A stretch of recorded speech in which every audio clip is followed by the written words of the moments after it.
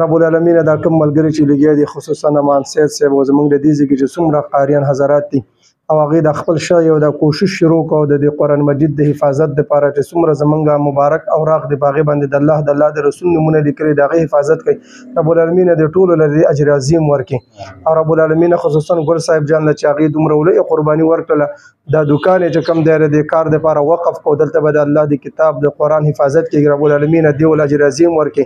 او رب العالمین په کاروبار کې برکات واچوي. رب العالمین مزید د دین کارونه واغستله کړي او رب العالمین موږ ټولو له رب العالمین د قرآن په خدمت کې د حصې اخیستلو توفیق راکړي او رب العالمین د ټولو ملګرو خصوصا د میډیا والا چې څومره راغلي دي ول اجر عظیم ورکړي او رب العالمین ستا کتاب د تایید حفاظت او ادا غست رب العالمین زموږ ټوټه ټوټه خدمت چې کوم د قبول کړي او څومره چې د ملګرو کوشش کوي د خدمت کې رب العالمین د خپل دربار کې قبول او منظور کړي او رب العالمین زموږ د ټول د مړو د ژوندو لپاره د بخښش او د یو سورزو بهار دی د سورزو ملمئی هر یو کس دی پر افطار دی د سورزو ملمئی هر یو کس دی پر افطار دی تپوس بدر نتور لحد کی خیال کوا دا ہر صد دنیا بپات کی خیال کوا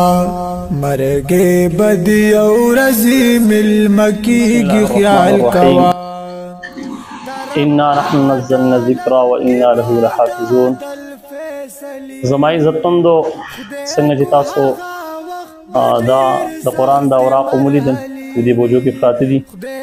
قرآن عظیم شان کې الله تعالی فرمایي چې دا قرآن موږ نازل کړی دی او د دې حفاظت موږ کوو.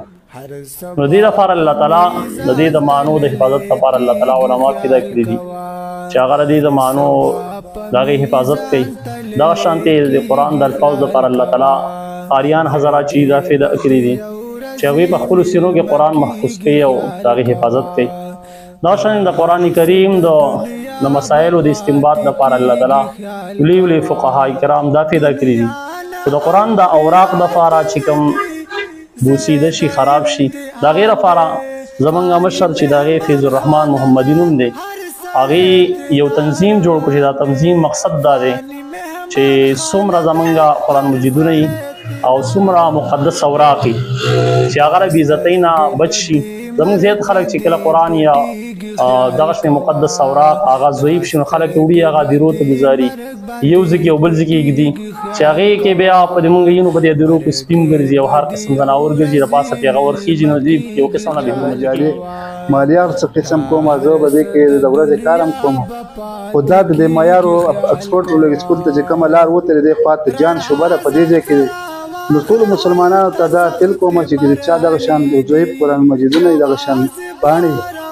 دې دلته راوړي باقي زموږ سره جهادي امداد هم زموږ څه کوي ځکه چې دا به وړلي د دې به هلته کې حفاظت کولې نو زه ټولو مسلمانانو ته دا خواست کوم چې دا معیارو کل نه چې راوړی دې ځای کې جان شوبه ورته وایي دې ځای کې موږ بسم الله الرحمن الرحیم. د ټولو اول خو زه ستاسو شکریه ادا کوم چې تاسو دلته کې راغلی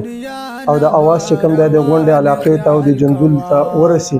په دې باندې زه ستاسو ډېره شکریه ادا کوم او بیا خصوصا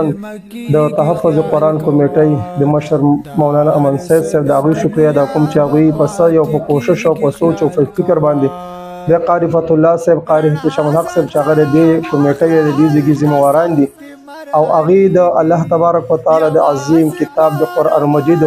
د هغې د حفاظت لپاره چې زموږ په دې علاقو باندې چونکې یو دیهاتي علاقې دي په دې کې اکثر زموږ په کورونو کې یا په جوماتونو کې قرآن مجیدونه ضعیفه شي د هغې نه پاڼې وشلېږي نو بیا هغوی په جوماتونو کې هغه کېږي چې کله هوا راشي نو هغه هوا اوچتې کې ویسخان الو ته وغورځېږي دغه شانتې یا زموږ اکثر د کورونو زنانه ماشومانو له ورکړي هغوی ویسه د روپې ګزار کړي نو بیا هغه دغه کې قرآن دا پاڼې چې کومې دي دا په ډیرانونو په دغه کې پرتې وي د دغه د حفاظت او د تحفظ دپاره د ملګرو یو سوچ او فکر چې کوم دی هغه وجنګه الله د دې ول مزید ترقی من الشیطان الرجیم بسم الله الرحمن الرحیم. امان سید یم د تحفظ قرآن کمیټۍ د اړخه تاسو سره مخاطب شم زه خو اول ستاسو د میډیا ډیره شکریا ادا کوم چې په یو شارټ نوټس باندې دلته رالی. الله دې ستاسو عزت وکړي او الله دې تاسو له دې بدلې درکړي. څومره میډیا والا چې راغلي د هغه زه شکریا ادا کوم. تاسو ته پته ده چې تحفظ قرآن کمیټۍ د اغراض او مقاصد نه به تاسو خبر یې. ډېر ټایم نه موږ لګیا یو، خصوصا بالخصوصا د کمیټۍ آغاز چې کوم دی